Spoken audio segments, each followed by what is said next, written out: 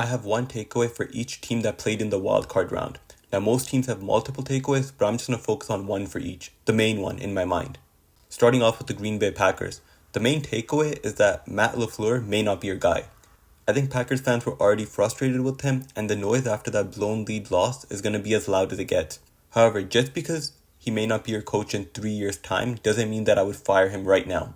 I do think he's on the hot seat for this upcoming season though. I like to view whether a team should keep a coach on how other teams would view him. Basically, if we fire this guy, would every team that has an empty spot at their head coaching position be ready to hire him on the spot? If the answer to that question is yes, then I have to be careful with letting him walk out of my building.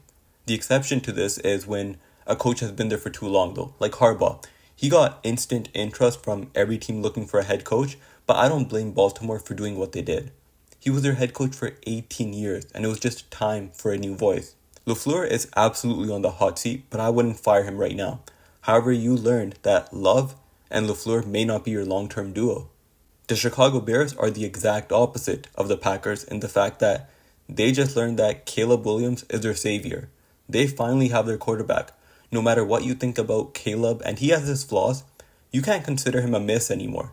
He wasn't overhyped in the draft. Some of the throws he makes in these games shows exactly why he was so hyped up in college. That throw on 4th and whatever it was that saved the Bears season is one of the greatest throws ever.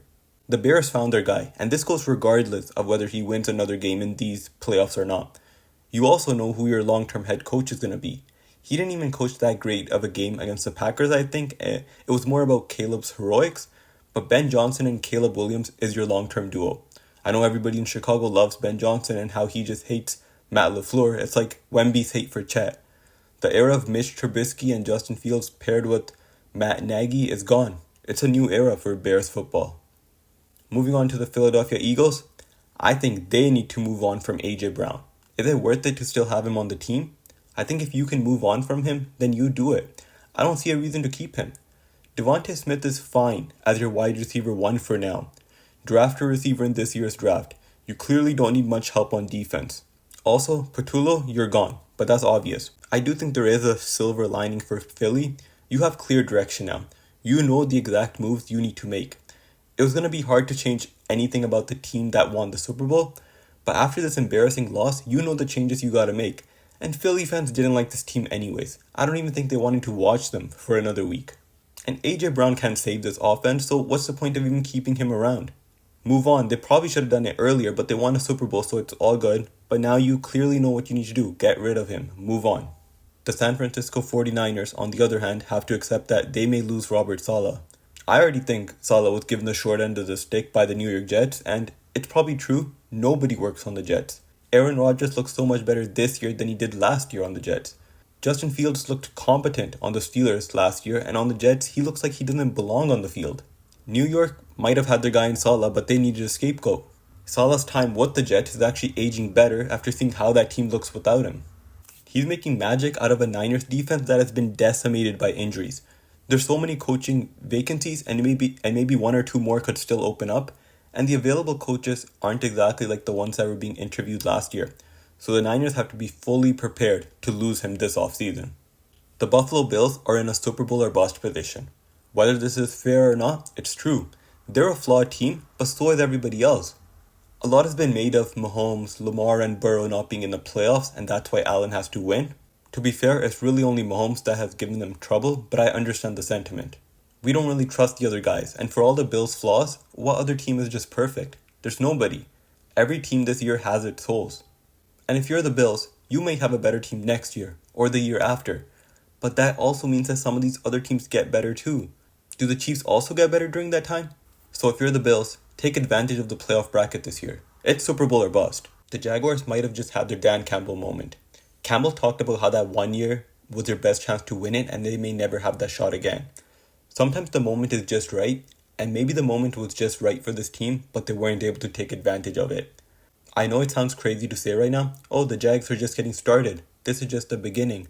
But who was really in their way in the AFC this year?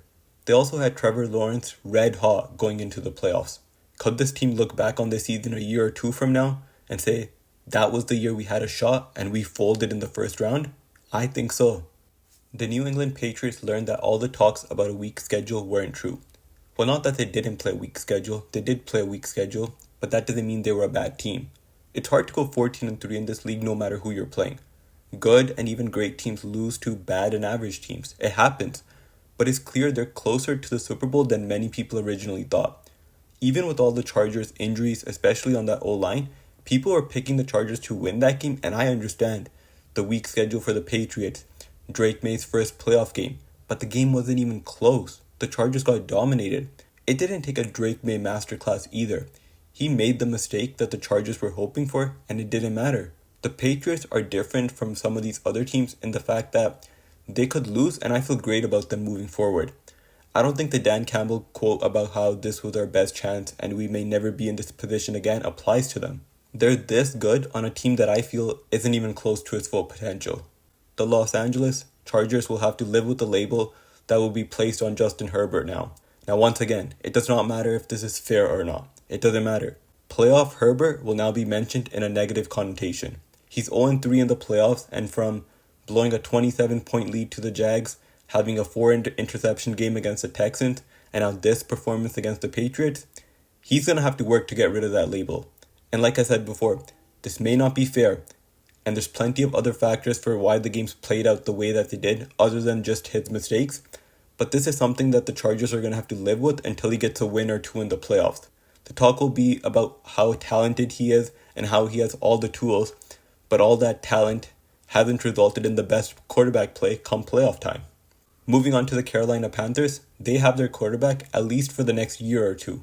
I still can't 100% say that Bryce Young will be the quarterback for the Panthers 3 years from now, but if there was any doubt about whether he would be QB1 next season, all that doubt should be gone. He impressed me in that game. He was constantly getting pressured, especially in the first half. The Panthers O-line was making Poona Ford look like Aaron Donald. He evaded pressure and was making some nice throws to McMillan and Coker. Their focus should be on beefing up that O-line and getting some more playmakers on that team. Guys who can make Bryce Young's life a little easier. The interesting part about this takeaway though is that some may look at this as a negative. They may say, and I've already seen this, that Bryce Young playing well was actually the worst thing that could have happened to them because he's not the answer at quarterback, but this game will make them stick with him. Which I disagree with. I think Bryce Young was the answer next year even if he had played poor.